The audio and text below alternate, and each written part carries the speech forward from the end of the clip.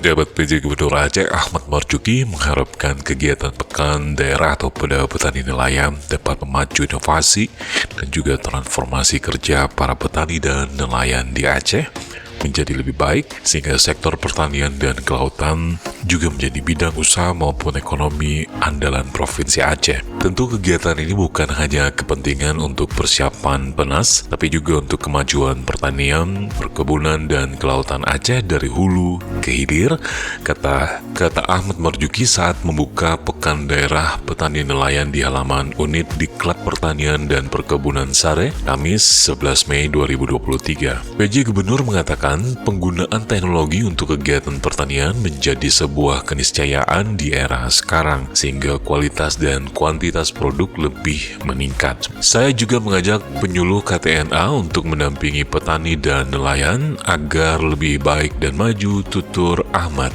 Marzuki.